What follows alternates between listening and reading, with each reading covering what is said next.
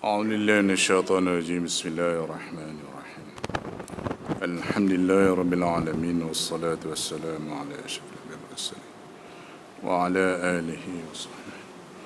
سبحانك لا علم لنا إلا ما علمتنا إنك أنت العليم الحكيم. رب اشرح لي صدري ويسر لي أمري واحلل عقدة من لساني يفقهوا قولي. فإن أصدق الحديث كتاب الله وآخر الهدي هدي محمد صلى الله عليه وسلم وشر الأمور محدثاتها وكل محدثة بدعة وكل بدعة ضلالة وكل ضلالة في النار. عن أبي موسى رضي الله تعالى عنه قال رسول الله صلى الله عليه وسلم المؤمن للمؤمن كالبنيان يشد بعضه بعضا وشبك بين أصابعه متفق عليه. Maknanya hadis ini diriwayatkan oleh dua imam besar, iaitu Imam Bukhari dan Imam Muslim rahimahullah. Tuan-tuan, antara ciri-ciri hadis Nabi ini, Nabi sendiri bagi tahu utitu jawami'al kalim. Utitu jawami'al kalim. Aku diberikan, kata Nabi, kata-kata yang jami'. Jami' maksudnya menghimpunkan. Sebab tu kata pepatah Arab, khairul kalami ma qalla wa dalla. Kata-kata yang hebat ni dia ma qalla wa dalla, pendek tapi bernas, ada point, boleh hurai panjang. Opposite daripada tu, cakap-cakap yang tak apa nak berguna ni, labunya panjang tapi apa pun tak dapat faedah. Sebab tu hadis Nabi ni hebat. Sebab tu bagi ulama yang pakar hadis, yang sampai boleh cek hadis tu ada illah ataupun tidak, maka mereka akan tahu ini hadis ke bukan. Disebabkan pengalaman mereka duk baca selalu hadis tu, duk main takhrij hadis dan sebagainya, maka mereka boleh agak itu hadis ke bukan. Sebab apa? Sebab bahasa Nabi ni dia tak sama dengan bahasa orang biasa. Itu dia. Tambah-tambahlah Quran. Walaupun kita tak hafaz Quran sekalipun, bila kita dengar bukan Quran tu, kita boleh agak bukan dia. Lain, bunyi tu pun lain. Apa kata orang silat? Sumbang. Sumbang. Boleh agak. Sama juga dengan hadis. Ulama-ulama yang main hadis lalu ni, dia tahu ni hadis ke bukan. Jadi tidak dibenarkan kita mereka-reka hadis itu. Baik. Nabi sebut situ al-mu'minu lil-mu'min. Orang mukmin bagi mukmin yang lain. Kal bunyan. Tuan-tuan kalau belajar bahasa Arab, dia ada satu ilmu nama dia balaghah. Dalam balaghah tu dia ada satu bab nama dia bayan. Dalam bayan tu ada satu topik nama dia tashbih. Kita pun selalu pakai benda tu tapi tak perasan. Tashbih ni dibawa untuk kita memahamkan sesuatu yang mungkin pada kita tak berapa nak clear. Jadi dibawa ke perumpamaan tu nak bagi clear.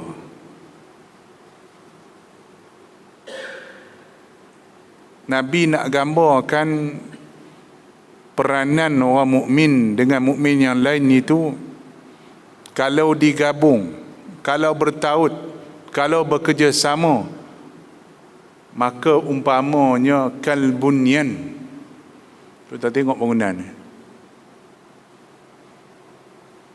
Ya, cuba tanya orang yang ahli binaan ni lah, arkitek ke, engineer ke, ukur bahan ke, macam mana bangunan tu boleh kuat? Sebab dia saling pegang dengan lain. Kalau bangunan besar ni tuan-tuan payah nak nampak, tuan-tuan abad rebayam dah lah. Reban ayam tu dia ada, macam kita rumah lama dulu, dia ada rasuk, dia ada peha, dia ada kekuda. Semua tu bila cantum dia jadi kuat, tegak rumah tu. Macam tu juga asalnya simen tu, kalau tak ada pasir, tak ada besi, tak ada batu, tak kuat dia. Tapi bila kita susun jadi kuat. Macam tu juga bumi ni Allah Ta'ala buat. Tuan-tuan tanyalah orang geologi, dalam bumi kita ni ada macam mana bentuk tanah? Oh, macam-macam. Ada batu, ada pasir, ada tanah, ada itu. Bahkan dalam kala-kala tu ada air kat tengah. Saya pernah tanya juga, apakah dengan sebab ada air tu maka tanah tu jadi tak kuat? Mudah rebak? Tak, Ustaz. Memang bumi ni dia macam tu, dia ada tanah, ada air, dengan sebab kompilasi tu tadi tu, dia jadi kuat. Subhanallah. Kerja buat orang Ta'ala. Sebab tu bukit tu, kalau tak ada orang usik, tuan-tuan pernah tengok runtuh? Bang, ada? Gunung apa? Gunung Curah lah, Ipoh tak? Gunung Curah lah, gunung apa? Gunung Pondok dah nak lebuh dah. Nak lebuh dah, tinggi sikit lagi. Robin je tinggi. Apa? Gua Tepurung lah apa. Ada runtuh? Tak ada. Juta tahun tak runtuh. Tuhan buat apa itu? Habis itu runtuh siapa? Sebab campur tangan manusia. Pergi korek, rebah, lebuh. Sebab tu tanyalah orang geologi mana pun, ni tanah hasil tuan. Bila kata tanah hasil tu, dipanggil freehold. Kalau orang beli rumah ni, freehold. Kalau tapak lombong main campur tanah tu, leasehold. Kan? Tu dipanggil pajakan 100 tahun. Macam-macam lah istilah tu, tanya orang jebat tanah, dia pun tahu lah. Jadi rupa-rupanya gabungan tu tadi menguatkan. Jadi Nabi SAW nak menggambarkan kepada manusia, mana zaman Nabi dulu pada buat bangunan dah. Ilmu pembangunan ni ataupun kita panggil civil engineering ni, antara ilmu yang paling awal dikenali manusia. Dalam banyak-banyak ilmu kejuruteraan civil antara yang paling awal diketahui oleh manusia. Bahkan dalam banyak-banyak civil tu pula, ilmu bangunan yang paling awal diketahui oleh manusia. Sebab tu orang melipat piramid 4,000 tahun dulu. Kota terapung Babylon tu dah beribu tahun umur. Tiang Pompi apa benda tu, bala apa benda tak tahu, beribu tahun dah umur. Orang boleh buat macam-macam lah dulu. Saya tanya orang yang kaji bab taman terapung Babylon tu, betul-betul ke terapung? Betul-betul terapung. Bukannya macam kita tengok kat Perlis tu, masjid apa? Masjid terapung Kuala Perlis tu. Betul lagi? Tapi juga teruk tu. Habis sangat Kota Lama Karai Kota Lama. Jalanlah jauh sikit. Dah endemik ni Pencen dah masuk kan?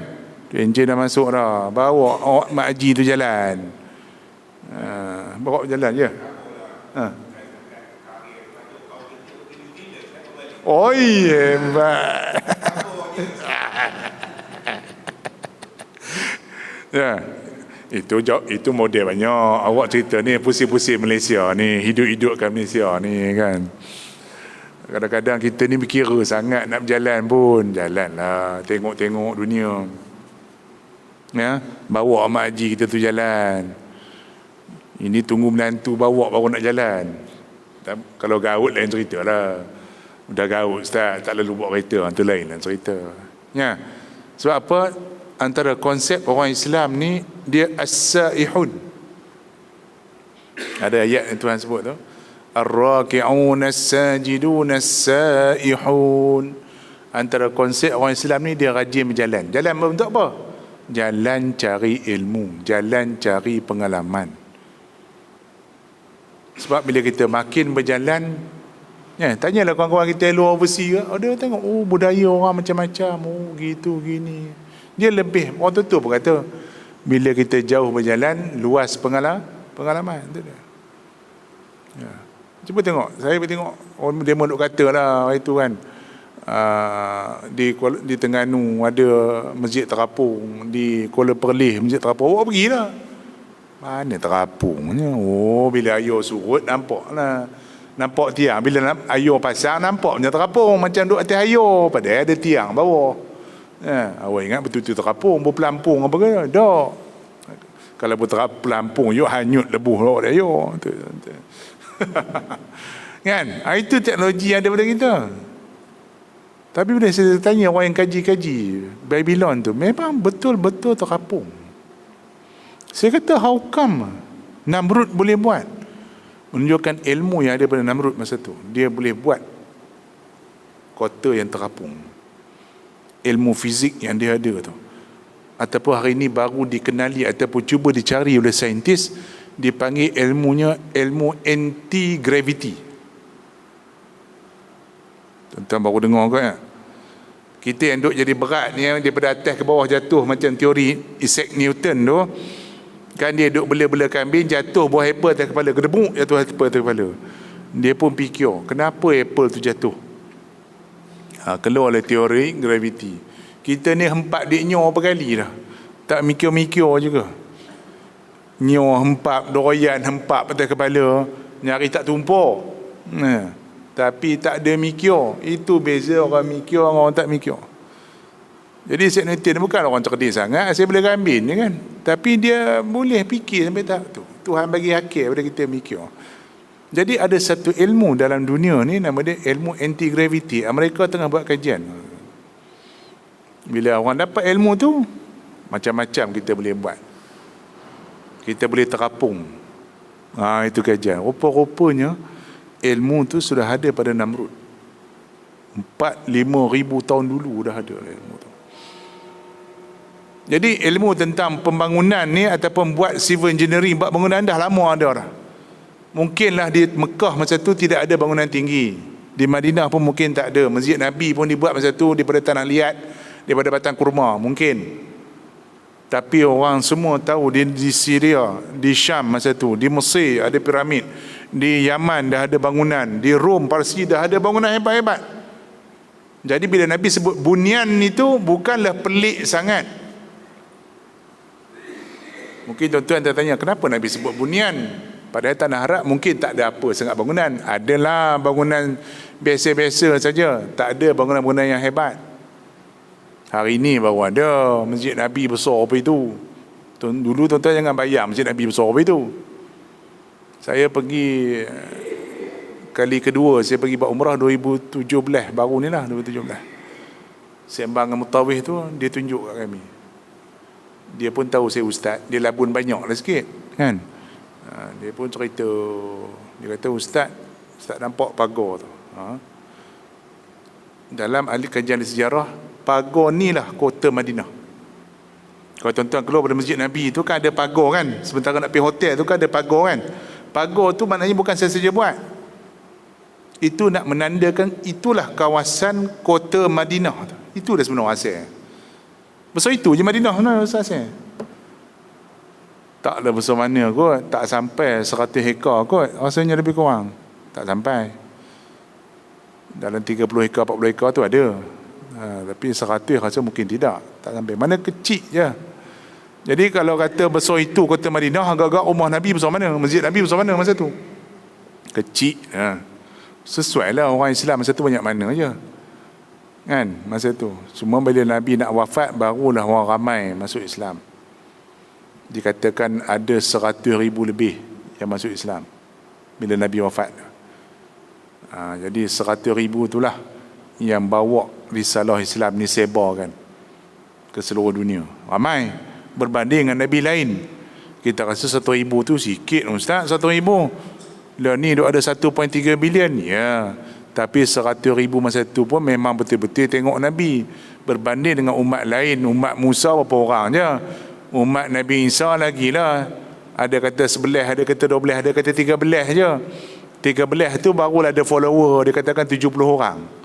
Itu je cagar yang nak bawa risalah Nabi tu. Berbeza yang nak bawa risalah Nabi kita lebih kurang 100,000 sahabat. Dengan sebab itulah risalah Nabi itu sampai hari ini kekal insya-Allah sampai kiamat. Itu janji Allah pada kita. Akan sentiasa orang yang ada hafaz Quran, akan sentiasa ada orang yang hafal hadis Nabi, akan sentiasa ada orang yang membawa hukum fiqh sampai kiamat. Saya dulu masa kecil, tok guru saya pesan, dia kata, aku risau dah aku mati besok tak ada orang nak ngajar kitab dah. Awak pun kau begitu juga. Sebab tu awak ngaji jadi ustaz juga. Padahal kalau ikut boleh jadi lawyer bang. Kita bukan sekolah Cak Ayam, asrama penuh. Kawan-kawan jadi lawyer buruk pun ramai. Jadi doktor kan, macam-macam. Tapi ingatkan pesan Tok Guru kita tu pun, saya kata tak apalah, saya belajar agama naik dia Tok Guru. Saya pun azam daripada sekolah lagi nak pergi Mesir dulu. Tapi alhamdulillah sejak akhir-akhir saya tengok ramai pula yang mengaji. Makin pulun mengaji. Ingat dulu mengaji hadis ni orang tak siapa nak mengaji dah. Makin ramai. Ingat kitab kuning tak siapa nak baca dah. Ada pula orang baca. Pergi Mesir berkampung puluh tahun, pergi Yaman berkampung puluh tahun, Syria sekarang ni dah tengah perang. Dulu memang ramai orang mengaji. Menghambakan diri daripada ilmu ada. Memang Tuhan janji itu ada. Akan ada generasi-generasi yang mengorbankan masa dia untuk cari ilmu Allah Ta'ala dan dibawa kebalik ke bumi tanah air kita ni untuk dikembangkan. Alhamdulillah. Ya, maka janji Allah tu benar. Sebab tu tuan-tuan, kita nak marah macam mana pun jangan caci tutuk guru kita. Tutuk guru ni daripada muda sampai ketua, dia habiskan masa dia cari ilmu. Bukan macam kita mengaji juga sekali-sekala kan, rasa rajin pergi, rasa tak rajin malas. Habis sangat masuk pondok lebih kurang baca lah 2-3 baris lebuh. Gitulah kita ngaji. Tapi tutuk guru kita ni dulu daripada muda, dia pergi kanan tuan-tuan pun ramai tutuk guru kita yang ada daripada muda pergi mengaji, korbankan masa. Orang lain pergi cari dunia, cari duit, dia tak korban masa apa, tak peduli apa, cari ilmu. Mereka inilah mewariskan ilmu sampai ke hari kiamat, insya-Allah ada. Baik. Cuba tuan-tuan tengok, al-mu'minu lil mu'min kal bunyani. Mukmin bagi mukmin seperti bangunan. Kab tu kalau dalam balaghah dipanggil ada tu tashbih. Al-bunyan tu jadi musyabbah bih. Mana musyabbah dia? Al-mu'min lil mu'min.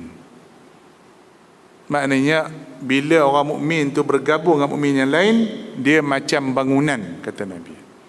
Mana? Yashuddu ba'dahu ba'da, itu wajah syabah dia. Tak mana yang kata sama macam bangunan tu, yashuddu ba'dahu ba'da. Tentu. Tu balaghah datang situ. Nahwu dia tak bincang tak tu. Nahu ni dia kira ada mubtada khabar, ada fi'il fa'il. Ya, boleh lah, jalan lah. Dia tak pedulilah ayat tu sedap ke tidak ke, sesuai ke, tepat ke tidak dah. Cuba tuan-tuan tengok. Al-mu'minu lil mu'min kal bunyani. Dia ada nilai sastra di situ tu. Al-mu'min kan nun ujung tu. Lil mu'min nun juga ujung dia. Kal bunyan. Nun juga ujung dia. Macam kita berpantun kan, dia ada dia punya rhythm tu. Jangan kira pantun budak dah ni, pantun tak semiak tu tak boleh pakai pantun. Pantun orang dulu tu sedap. Pasal apa? Rhythm ni tu kena. Rhythm ni tu kena. Sebab tu kita dengar sedap. Sebab bahasa ni dia panggil balaghah tu apa? Sedap, fasih, menyampaikan maksud dan sedap didengar. Tu dia konsep balaghah. Jadi sebab tu kata-kata yang sedap ni kita suka dengar. Suka dengar. Sebab tu lagu yang sedap ada beza. Lagu P. Ramlee buat lagu Malam Bulan di Pagar Bintang, nampak? Cuba orang lain buat lagu apa? Orang lain buat lagu macam haram. Haram. Ada lagu nama Gila. Nama lagu pun Gila tu pun boleh menang. Aku pun heran, ramai orang dengar tu pun otak tak pernah betul ke macam mana ramai tu. Lebih kurang macam tu. Jadi P. Ramlee nak bayangkan malam, waktu malam bulan tu di pagar bintang. Maksud di pagar apa? Maksud di pagar apa? Bulan tu tengah, bintang tu duduk keliling. Cantik tak? Cantik. Jadi perumpamaan tu kata perumpamaan. Jadi orang dengar tu sedar. Ini Allahu Akbar kan. Entah apa benda lagu ni buat aku pun tak tahu. Seni kata tak apa-apa, rentak tak apa-apa. Lepas tu gaduh orang tak beli lagu. Siapa nak dengar lagu apa itu? Macam-macam passion lagu pelik-pelik ni. Sebab tu lagu yang sedap ni seni kata dia tu. Seni kata tu kita dengar tu sedap. Ini seni kata pun macam hampir. Siapa nak dengar? Sekali boleh lah. Lepas tu lebuh orang tak dengar lah. Sebab tu tuan-tuan pernah dengar lagu Evergreen dia panggil. Siapa Evergreen? Sebab sini kata dia sedap. Tu dia. Jadi sebab tu orang macam saya, orang yang baca kitab Arab ni, dia seronok baca kitab Arab apa? Seronok. Baca tu sedap. Walaupun kitab tu kadang kitab fiqh, kitab tauhid. Tak tauhid ni kira nak mengaji, nak tekan kepala lah. Tapi baca tu sedap. Pasal apa? Bahasa tu. Bahasa tu. Contoh, wal wajibu ma la yutasawwaru fil aqli adamu. Bahasa Imam Sanusi. Imam Sanusi ni di samping dia ulama hadis, dia ulama akidah, dia juga ulama sufi. Jadi bahasa tu sedap, ada nilai dia. Macam Imam Syekh Mutawalli Sya'rawi, arwah dah meninggal beberapa tahun sudah. Bila orang tanya tentang akal, saya ingat lagi statement dia cakap, sebab bahasa dia sedap, saya dengar tu saya hafal. Dia cakap, apa kata Imam Syekh Mutawalli Sya'rawi? Dia kata, inna lil aqli hududan la yata'addaha mahma balagat madariku. Sedap. Cakap dia tu sedap. Walaupun kita tak pakar bahasa, kita bukan pakar lurah, pakar balaghah tadi tak. Kita nak interpret dari segi rhythm pun tak tahu, tapi kita dengar tu sedap. Sebab apa? Kalam dia tu, dia susun bahasa tu sedap. Inna lil aqli hududan, bagi akal itu had ya. Ada limitation dia ada. La yata'addaha, akal takkan mampu melangkaui benda tu. Mahma balagat madarikuhu, walaupun tinggi macam mana pun capaian dia. Sedap. Nah. Kan? Jadi sebab tu kami lah yang mengaji agama ni, bila kita baca kitab moden dengan kitab dia tak sama. Kita boleh tahu kualiti orang yang karang tu, orang yang buat kitab tu sedap ke tak sedap bahasa dia, beza. Sebab tu kalau tuan-tuan tengok tutup guru kita, kenapa dia orang minat sangat baca kitab tak lama ni, kitab Arab ke kitab Jawi ke, dia punya bahasa tu, seni bahasa tu lain. Sebab apa? Orang dulu ni mengarang dengan hati. Kita ni ngarang nak bagi cepat siap, nak buat PhD cepat, nak boleh laku cepat buku kalau buat. Tuan-tuan tahu Imam Malik karang Muwatta berapa tahun? 30 tahun. Berapa orang? 30 tahun. Kita dengan bangga begitu korang, saya PhD siap 2 tahun. Dengan bangga siap begitu PhD 2 tahun. Kau kaji apa 2 tahun? Kau kaji apa 2 tahun? Baca gitulah kan. Baca seorang kedah laju, memang tak dapat. Dulu yang katakan ulama zaman Allah SWT, zaman Ibn Hajar, zaman Syekh Ramlee ni banyak. zaman Ibn Raslan. Ibn Raslan ni guru pada Syekh Ramli. Ibn Hajar. Ya, Ibn Hajar ada dua, Haytami dengan Asqalani. Dema ni, zaman dema ni bila ngaji 20 tahun. Nak jadi tok guru tu minimum 20 tahun. Bukan macam kita punya mengaji benar. Pulun ngaji benar 20 tahun baru jadi tok guru. Tu yang excellent lah. Macam Ibn Hajar dia tak apa excellent, 40 tahun mengaji di Azhar baru alim.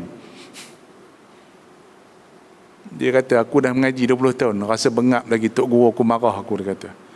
Aku pun balik mengampung, rasa menyesal mengaji taklim. So sudah dapat semangat baru, pergi balik ke Azhar mengaji 20 tahun lagi. 40 tahun baru alim. Ni baru 2 tahun sembang kemah dah ngaji. Itulah kan. Yashuddu ba'dahu ba'dha. Syadda yashuddu, mana menguatkan. Bila batu ataupun simen tadi bergabung, dia jadi kuat. Maka Nabi buat tangan baginda macam tu. Tuan-tuan, bila kita buat macam ni, dia jadi kuat. Jadi kuat. Dia nak pisah tu payah. Melainkan patah jari ni baru boleh pisah. Sebab dia begitu kuat. Nabi nak gambar. Bukan setakat Nabi cakap dari segi bahasa, Nabi tunjuk dari segi praktikal. Nak bagi tahu kat sahabat. Itu uslub dakwah, nak bagi orang clear. Sebab manusia ni, yalah kan, ada orang dia dengar sekali faham, ada orang 2 kali dengar baru faham, ada orang kena tunjuk contoh baru faham. Sebab tu mengajar ni macam-macam bentuk. Kena bagi contoh, praktikal. Nabi tunjuk dah, Nabi bagi misal lah, Nabi tunjuk lah. Yang di lain Nabi kata, ana waqafil yatim fil jannati hakahatain. Nabi tunjuk pada sahabat, aku dengan orang yang bela anak yatim macam 2 jari, Nabi kata, 2 jari. Dan Nabi rapat, Nabi kata.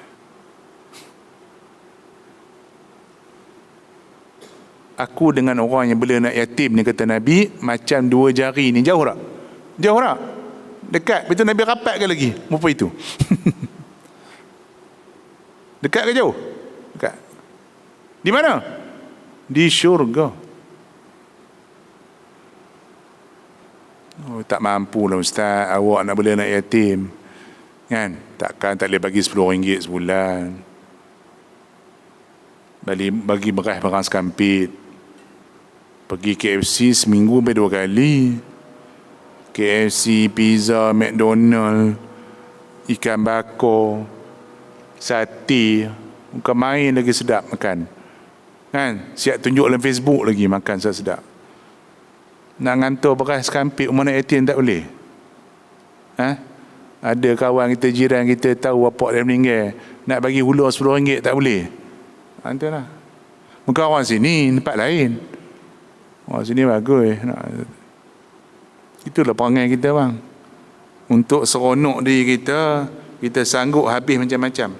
Tapi untuk agama, untuk bangsa negara, berkira benar kita. Jadi hadis menunjukkan bahawa Nabi bagi misal dan nak bagi tunjuk contoh praktikal sesuai dengan zaman tu. Dulu bukan ada video rakam ke apa ke, mana mahu tak ada audio visual macam hari ni, tunjuk pula skrin ke apa, tak ada. Pada dengan zaman tu lah. Kadang Nabi berdiri, kadang Nabi tunjuk cara semayang, Nabi angkat tangan cara, itu contoh dakwah yang daripada satu. Sebab kadang-kadang manusia ni dia lebih mudah ingat apa yang dia nampak berbanding apa yang dia dengar. Biasanya gitu. Sebab tu kita kadang nak ajar anak-anak kita pun, kadang kita cakap anak kita tak dengar, kita buat. Minta maaf lah bang. Kita suruh anak cucu kita baca buku contoh. Yang kita ni, berapa ramai orang kita ni, kawan-kawan kita ni, dah berumur ni, ambil buku baca, berapa orang? Tak ngaku tu terang je senang. Ngaku tu terang senang kan? Berapa peratus kita di rumah yang ada 1 rak buku? Angkat tangan. Payahlah. Kalau dulu ni, Rock piring hitam ada, rock kaset ada, rock CD dulu lah. Sekarang CD pun tak ada lah. Dulu ni penuh satu rock, CD macam-macam. Rock buku tak ada. Habis sangat ada satu buku tu Quran dengan Yasin, tu pun dah berabuk tak buka, tu ada. Tapi kita suruh nak cucu baca buku, payah. Cuba kita sendiri buat, ambil buku baca, lepas maghrib buka, lepas subuh ambil buka baca Quran apa ke, ya, pasang video YouTube ke, tutup guru ngajar ke. Jadikan benda tu environment, budaya, baru orang ikut. Macam tu Nabi bila kata dia cakap, dia buat. Mana ayat ni sesuai dengan ayat Quran mana? Apa ayat Quran ni?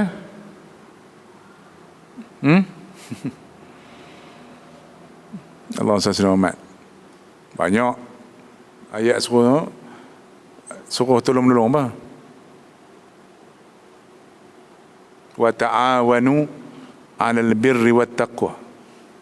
Itu ayat yang common biasa tok guru kita bawa. Tolong menolonglah kamu dalam benda baik dan takwa.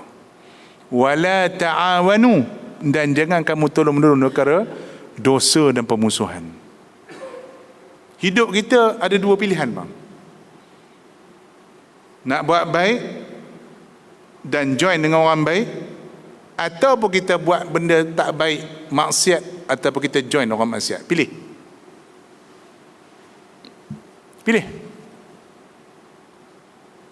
Ada pilihan. Ni game mengaji, game baca kitab, game program hidupkan masjid, game bantu orang kampung susah semua, kita pun join. Ni hari ni isu ayam tak settle ni. Malu saya bang. Saya lah malu nak cakap kat orang. Kalau sembang orang Arab kat Malaysia sekarang, masalah ayam gelak di Arab. Saya duduk Mesir tak pernah kasih ayam. Bukan 6 hari saya duduk Mesir bang, kok 6 tahun, bukan 6 hari. Ada je ayam. Arab melantak ayam lagi kuat. Tuan-tuan makan ayam macam mana? Bang makan ayam macam mana? Tak ada makan banyak ustaz, kolesterol. Makan banyak itu je ayam, kerak 2 apa. Allah, itu pun ayam tak cukup Malaysia. Arab ni paling kurang sebelah seorang lantok. Sampai kami pun dah terbiasa makan sebelah seorang kok. Mula sampai Mesir tu, ya Allah, kuat buruk terkedarahnya Arab ni makan seorang sebelah. Cakap boleh makan ke larat ke habis. Cik, mula try memang tak lalu. Dah lama sebelah tak cukup. Last tahun, awak dah tahun akhir masa tu, seekor balun seorang habis. Dulu duk kutuk Arab buruk terkedarah. Sendiri baru tahu, sendiri pun buruk mencika semua. Habis seekor. Ya. Cukup je ayam. Tak pernah aku krisis. Ayat Mesir berapa banyak? 70 juta. Bumi dia cuma 11% saja yang boleh tanam. Bumi Mesir ni luas. Cuma 11% saja boleh tanam, boleh buat pertanian. Sungai sebatang je, Sungai Nil tu lah. Jangan tuan-tuan bayang macam kita Perak ada dekat 200 sungai. Sungai tu lah sebatang buat elektrik. Tak pernah berlaku sehari pun krisis elektrik. Tak. Cukup. Gas cukup, elektrik cukup, air cukup. Mesir lah, negeri lain saya tak tahu. Sebab macam Syria, Jordan memang masalah. Jordan bukan ada sungai sangat, negeri dia bukit, sebab tu elektrik pun kena catu. Macam di Mesir cukup, alhamdulillah. Sebatang sungai aja cukup untuk elektrik, cukup untuk air minum, mandi, cukup untuk pertanian, industri, cukup.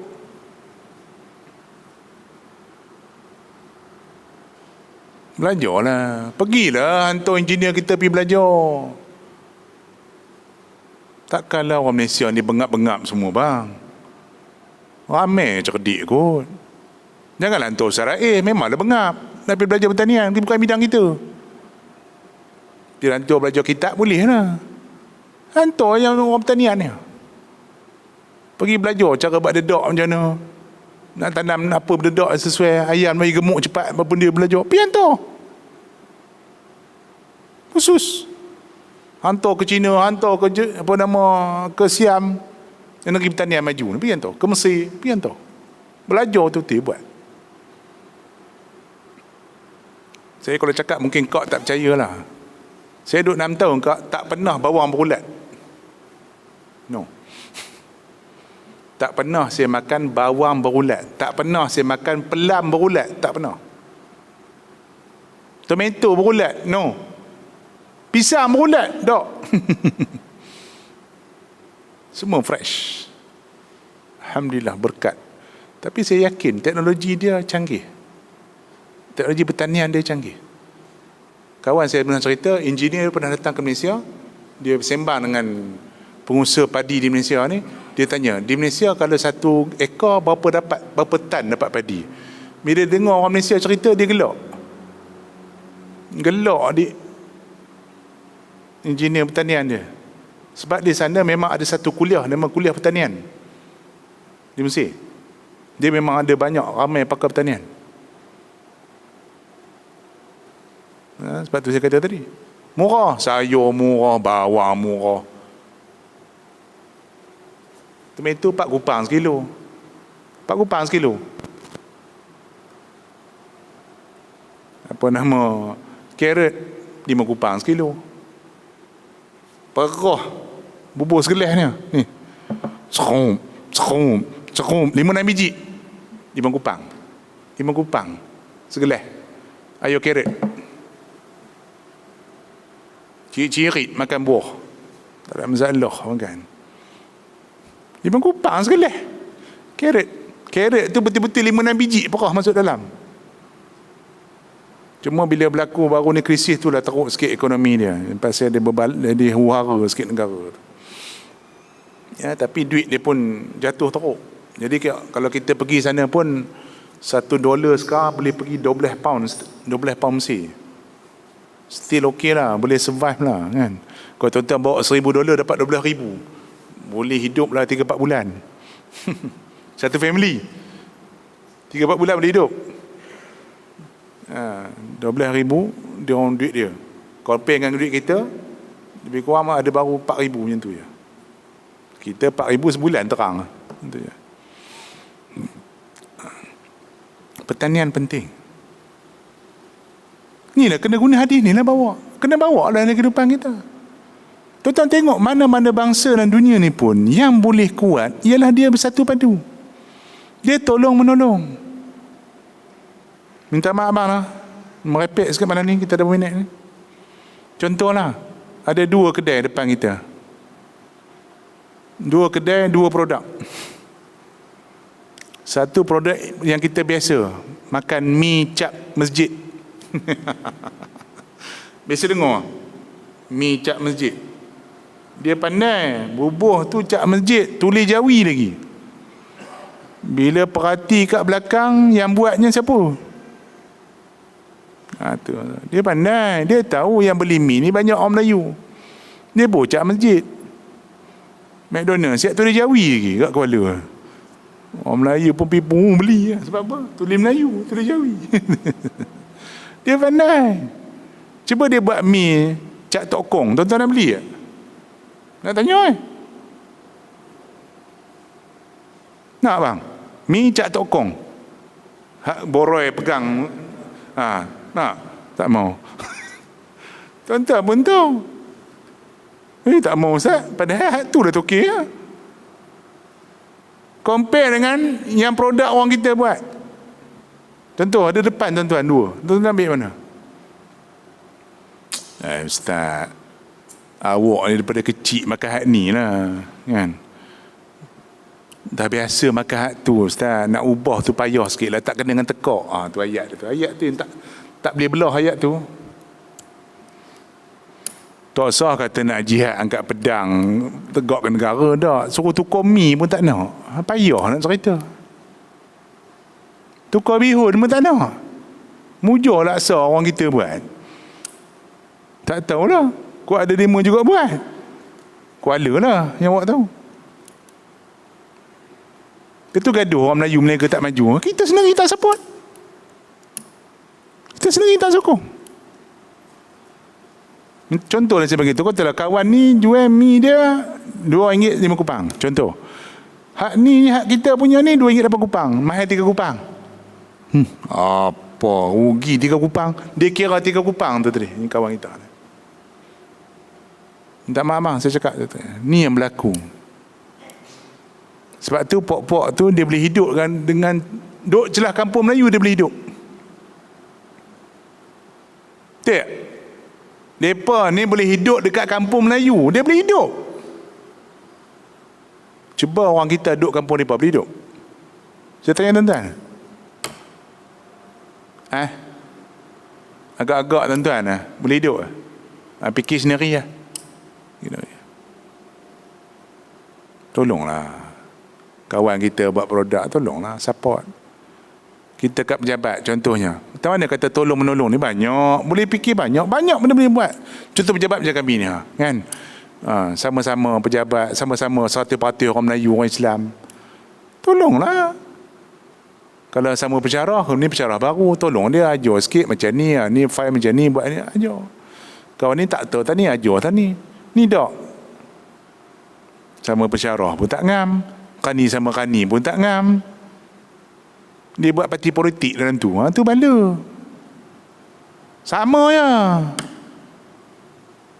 Orang Melayu ni, minta maaf cakap, dalam politik pun kopi tu, dekat masjid ni bukanlah, masjid lain. Masjid lain. Ya.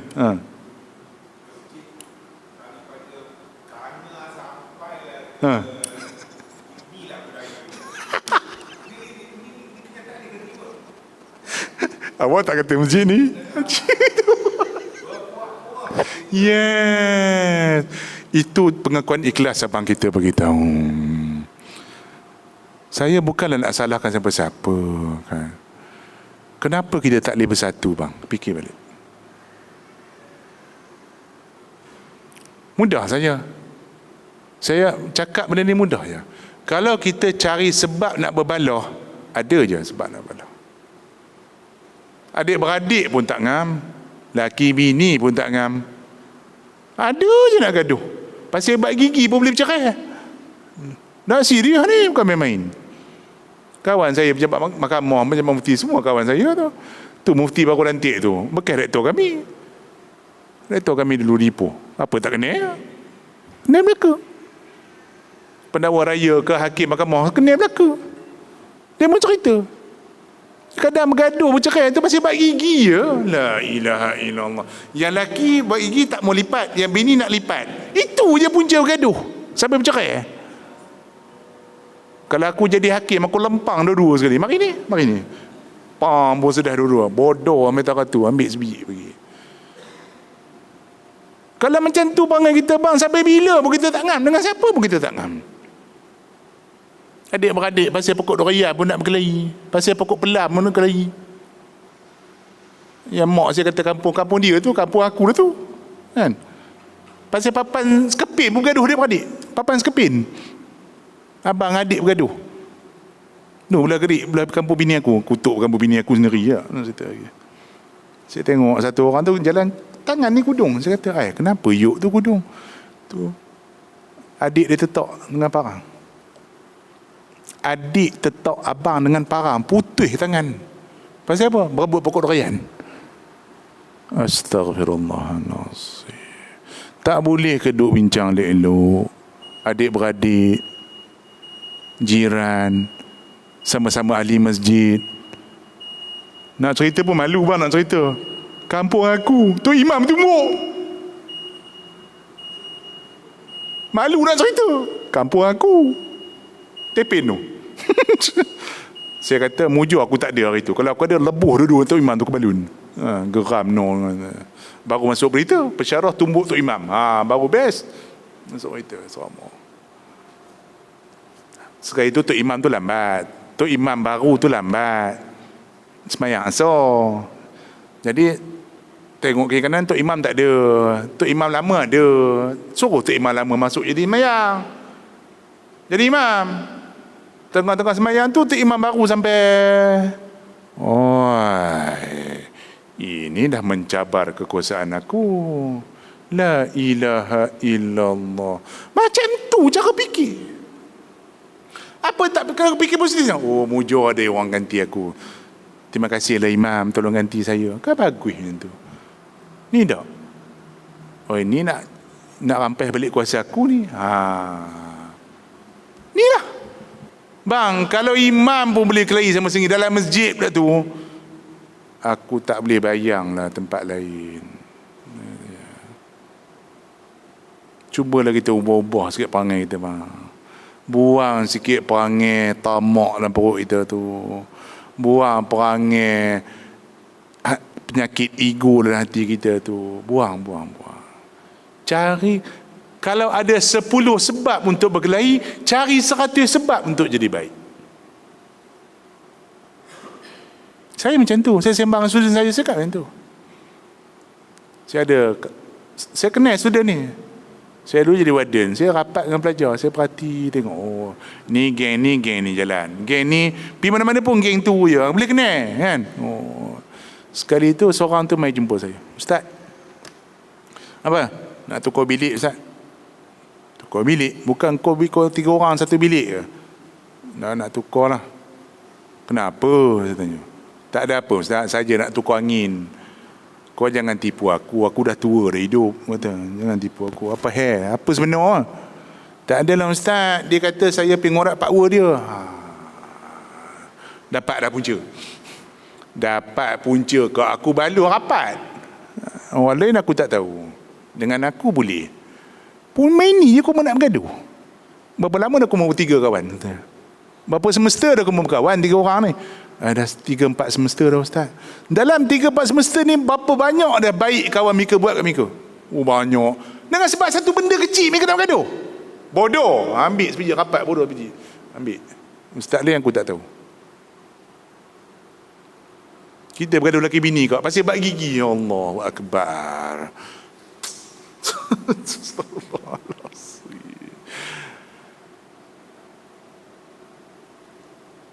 Makan satu pinggan, tidur satu katil, tidur satu lambu, pernah boleh sama-sama dalam selimut. Nak bergaduh pasal bak gigi je. Agak-agak dah pakai otak. Ni otak mana otak? Ingat pesan satu je ulama bagi pesan. Yang suruh kita bergaduh ni siapa? Setan. Ingat tak? Ingat tu satu benda. Ni pesan saya. Ingat model malam ni jadilah model. Bila kita nak bergaduh laki bini, nak gaduh adik-beradik, nak gaduh dengan kawan pejabat, nak gaduh dengan jiran, ada je tak kena.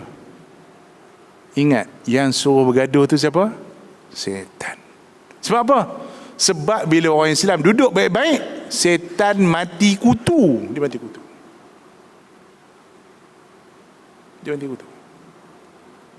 Memang kerja setan ni bagi orang Islam ni berkelahi. Memang itu kerja dia. Laki bini ke, adik-beradik ke, jiran ke, satu parti ke, sama JK masjid ke. Tak kira lah. Boleh tak ubah? Kalau parti lain-lain pun, bukan kita sama-sama Melayu, bukan sama-sama Islam, sekampung lagi, berjiran pula. Ada sebab untuk kita join, untuk kerjasama, joint venture, apa-apa pun. Mungkin parti lain, mungkin dia Jawa kita banyak, mungkin seorang kota dalam kanan, seorang kota dalam kiri. Itu je punca nak gaduh. La ilaha illallah. Seorang Kulu, seorang Kelio. Kami sepadan Ustaz. Ni kota dalam kanan, ni dah masuk kampung lain sebelah. Itu je punca nak gaduh. Itu tak cerodik nama tu. Cari jalan untuk kita boleh kerjasama. Musuh Islam sangat suka kalau kita bergaduh. Daripada iblis, setan, nafsu, musuh Islam memang sangat suka orang Islam bergaduh. Tu je. Tak kira lah parti ke tak parti ke, siapa ke, memang itulah usaha orang bukan Islam. Kita tengok dunia hari ni. Kita tengok dunia hari ni. Yang bergolak negeri mana? Yang bergaduh negeri mana? Negeri Islam. Pakistannya, Bangladeshnya, Yamannya, Syria paling bodoh sekali. Syria. Pasal apa saya kata Syria paling bodoh? Dia bom negeri sendiri. Bodoh ke tak bodoh? Pi bom negeri sendiri. Lingkup habis Dimash. Dimash ni ibu empire Bani Umayyah. Makam Khalid Al-Walid ada di Dimash. Makam sahabat ada di Dimash. Boleh hancur bumi tu. Siapa yang bom? Orang Islam sering bom. Bodoh tu. Pasal apa bergaduh sama sendiri? Satu bangsa, satu bahasa boleh bergaduh. Takkan tak baca hadis ni? Takkan tak baca Al-Quran? Sebab tu saya kalau dapat bertekuk dengan arak, saya maki apa-apa bang. Saya maki apa-apa. Hampa ni bodoh nak mampu. Malulah dengan orang bukan Islam. Hampa ni baca Quran sedap lah tu. Bukan setakat baca, hafal Quran lah tu. Tahu makna, syarah semua cukup. Tapi hampa tak ikut Quran.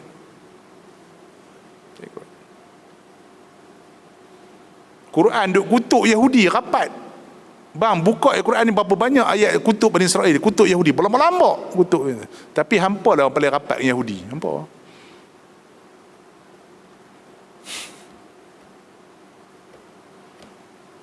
Tuan cek lah sejarah negara-negara Arab. Gini dengan Yahudi. Dengan Yahudi boleh ngam lah. Dengan sama Islam ada yang tak kena. Oh, ni mazhab lain lah, ni parti lain lah. Ada yang tak ngam. Lebih kurang kita. Minta maaf bang lah. Lebih kurang kita. Kan? Parti lain ni tak ngam. Ha. Itu dengan Cahaya Nur Alif boleh rapat pula. Tepuk tampur lagi. Elok je duduk. Kita buat parti lain je. Pahaman lain sikit je. Tu je. Ni ngaji pondok, ni sekolah harap. Lain sikit je kitabnya. Tu je. Gaduh. Tak ngam. Ada je. Memang ada sebab lah kau nak kelahi bang. Kalau kita cari sebab nak kelahi memang ada. So macam mana nak selesai masalah? Cari sebab untuk bersatu. Apa? Sama-sama Islam. Bersatu. Sama-sama beribadah dengan Allah Ta'ala. Sama-sama sujud pada kiblat yang sama. Ni pasal solat ni. Masa sah sekarang dah boleh rapat sah kan? Saya tanya tuan-tuan. Ada tak masa rapat sah tu Tok Imam kata Jawa sampai sana. Jawa tepi sana, lepas tu Banjar, Mendeling, Rawa. Ada? Ada bang? Kalau ada aku nak katuk Tok Imam tu. Tok Imam mana buat yang tu? Tak ada mana masjid buat apa itu. Apakah sah? Sama. Kau gelap ke, cerah ke, kau apa M40 ke, B40 ke, tak ada roja ke, sama je bari. Elok. Tapi bila nak kerja sama, kenapa nak pilih? Bila nak sama-sama naikkan ekonomi orang Islam, kenapa nak pilih-pilih? Inilah masalah kita. Kita tak bawa pasal-pasal solat tu di luar kehidupan. Boleh je elok orang ngam duduk. Tak kira pun bank mana, parti mana ada kira. Parti ni, parti ni belah ni. Parti ni belah. Ada? Tak ada. Elok. Masa kenuri. Saya suka ambil semangat kenuri tu. Tak tahulah belah kampung ni wallahualam ada kenuri, ada buat gotong royong hidup lagi. Tapi belah kampung Pak Muntar awak hidup. Hidup. Nak ceritakan kampung Pak Muntar awak ni, kalau kata kenuri tu pukul 11 sekarang, sembelih pukul 7. Pukul 7 baru sembelih lembu. Bukan seekor, nanti 3 ekor kadang. Pukul 7 baru sembelih. Pukul 7 sembelih, pukul 11 naik atas kuali siap lah. Wih, cekap. Yang buat nyo-nyo, yang kopik-kopik, yang basuh berah, yang potong bawang. Elok sekampung. Ui, aku tengok, kemas orang kampung ni. Kan? Tak ada pula masa potong nyo tu, parti ni buat potong nyo, ni parti ni. Tak ada, elok je. Tak ada kira parti mana pun masa tu, masa kenuri. Elok je. Tapi bila buat bantuan sekarang, ni kira parti pula. Betul ke tak awak cakap ni bang? Mula lah kan. Saya tak kata parti mana. Saya tak kata pun. Bila buat bantuan, bila buat kawan nak kerjasama, nak bagi projek, pilih pula. Ini bukan geng kita, tak usah bagi. Padahal kawan tu memang ada talent, dia memang ada kandang lah contohnya. Saya baru ni sembang orang sayung baru ni, sembang buat projek. Macam-macam. Ada je orang Melayu boleh bela kambing. Ada je orang Melayu boleh bela ayam. Kenapa tak bantu? Kenapa tak bantu? Bang, bangsa lain bukan terlampau cerdik dah. Tuan-tuan yang kata, jangan ingat, Cahaya Nur Walid dan cerdik, IQ dia tinggi dah, bengap pun ramai. Bahkan bangsa kita lebih talent daripada bangsa ni. Contohlah saya bagi contoh. Tuan-tuan pergi Pemain Melayu. Nak ajar tuan-tuan berfikir malam ni. Merepek sikit lah, lantak. Nak ajar tuan-tuan fikir lah ni. Contoh, tuan-tuan pergi buat Pemain Melayu. Pemain Melayu ni, dia pada cat sampai wiring pandai. Betul? Tanya dah, ni cat ni, ni sekarang tukar tayar boleh, enjin boleh, semua boleh. Tapi kalau Cina bang, saya tak boleh buat ini wiring mah, kena pergi sana. Kalau tayar. Kalau radiator, tu ada seekor Cina dekat talang tu. Aku tengok dia menyampah tu buat kerja. Duk mengadap radiator tu. Dah radiator tu tak handsome. Bang, radiator kereta ni handsome ke? Ya Rabbana. Dia boleh belik tu. Saya kata, hoi, tu okey. Tak boring lah kerja ni. Cari makan mah. Itu je kerja dia. Satgi mari pula radiator lain buat. Itu je kerja dia. Itu je mana suruh buat tayar. Mampu tak erti dia. Tapi siapa dia boleh hidup? Sebab semua pemain gila kata ni, sana pergi. Dia dah kerjasama dah link tu. Sebab tu dia boleh hidup. Kita sekarang bukan sini lah bang, tempat lain. Tok Sopi lah pemain tu. Bengap.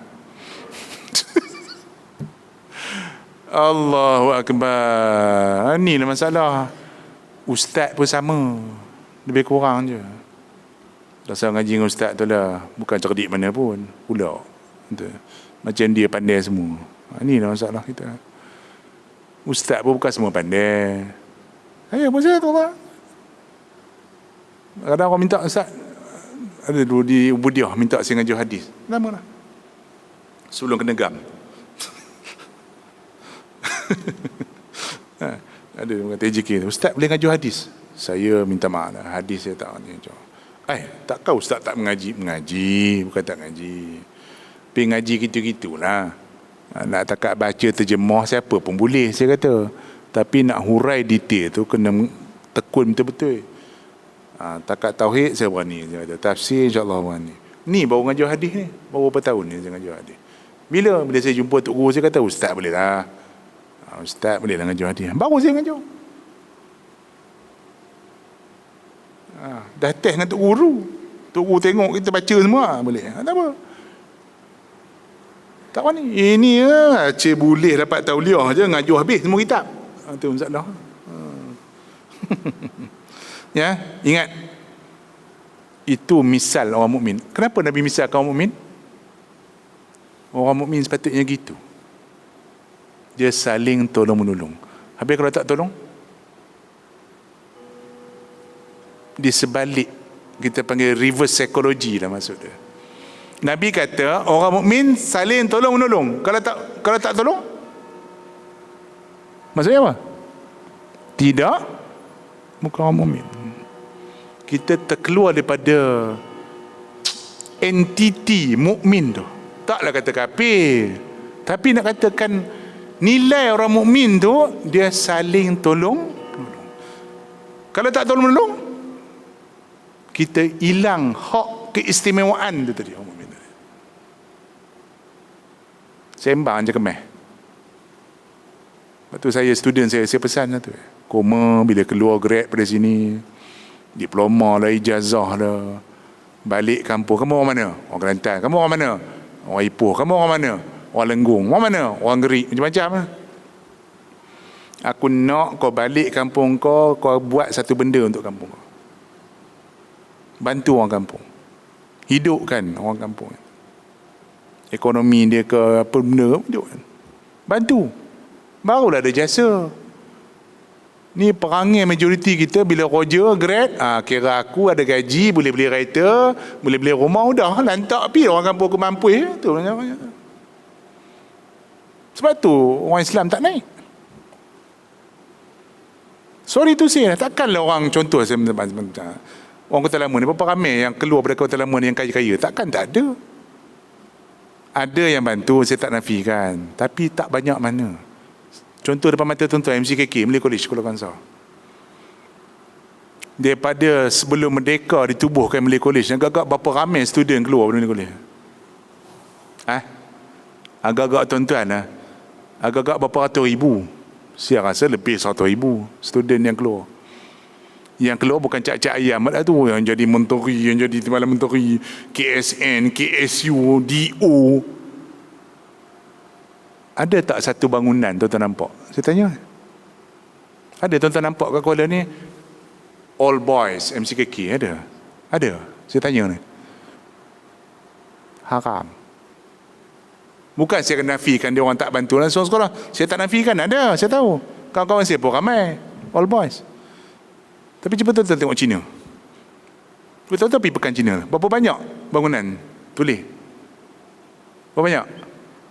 Sultan Cendoi pun ada bangunan.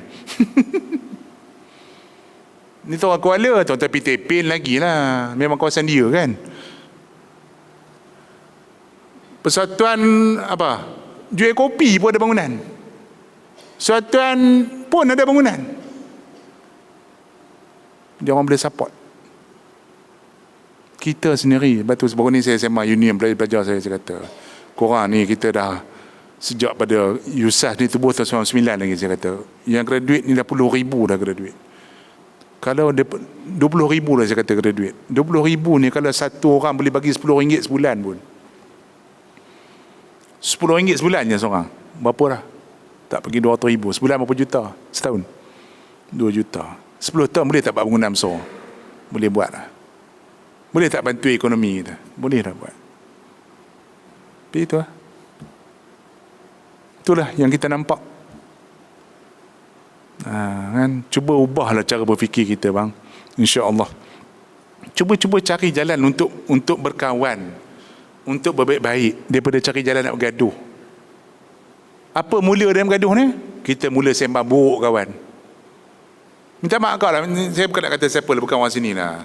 Berapa kali kita sembang kawan, kita cerita baik orang. Angkat tangan.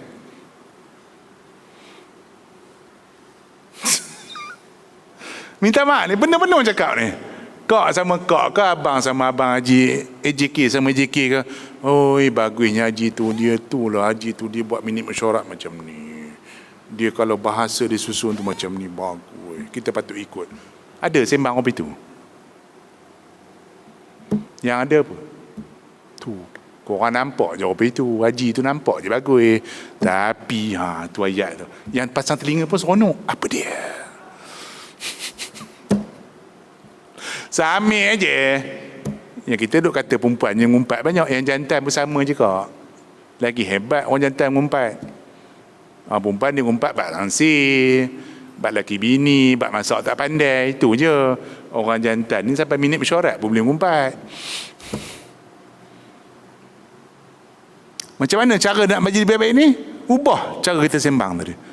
Ubah cara kita type tadi. Daripada kita type hak negatif, kita bincang hak buruk, cubalah start hari ni kita bincang hak baik kawan tu. Pelik lah pula kan. Dia ni tiba-tiba je cerita baik pasal orang. Orang Melayu kita kak, katalah Abang Haji kita tiba selalu duk maki orang, tiba malam ni puji pula orang. Dah Mak Haji buat pulut kuning dah 3 kali lah. Hantar masjid. Kenapa Mak Haji hantar pulut kuning? Tak lama dah Abang Haji kau ni, tak lama dah. Kenapa?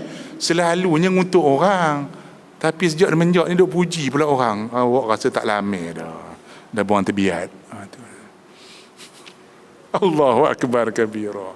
Mudah-mudahan tuan-tuan, saya seru baik-baik ni. Sebab saya dah nampak ni, kesan buruk ni terlampau banyak dah saya nampak sekarang. Paling dekat tuan-tuan tengok sendiri, isu ayam pun tak settle ni. Tak settle. Yang ustaz ni sibuk bab ni je. Yang ustaz ni cerita nak panjat gunung jerai je. Cubalah settle masalah umat ni. Lambat-lambat tak settle ni. Ya, cara dia apa? Duduk balik. Bincang dia. Masjid ada kekuatan dia. Surau ada kekuatan dia. Kaum ibu ada kekuatan dia. Anak-anak muda ni ada kekuatan dia. Ada kekuatan. Saya itu kan, saya pun memanglah kita nampak, budak muda ni merempit. Ada yang bagus. Bukan semua jahat. Saya sembah dia elok je. Kan? Saya sini pelajar saya bukan semua masuk Buddha, mana pelajar tu 19, 20 elok je. Bila kita sembah elok dengan dia orang apa sembah elok kata. Yang mana dia kata buah-buah lah minum ketum, saya pun sembah. Kaki ketum pun saya sembah. Okey je, ambil yang positif dia, tarik dia. Ni tengok ni budak ustaz ni tak ada harapan ni, melingkup buang lah. Habis lah, itu ibrah otak kita ada bang. InsyaAllah bangsa kita, agama kita akan makin kuat kalau kita ikut hadis Nabi ni insyaAllah. Bismillahirrahmanirrahim. Alhamdulillah. Allahumma rahmin wa haqqa haqqa wa lewat dah.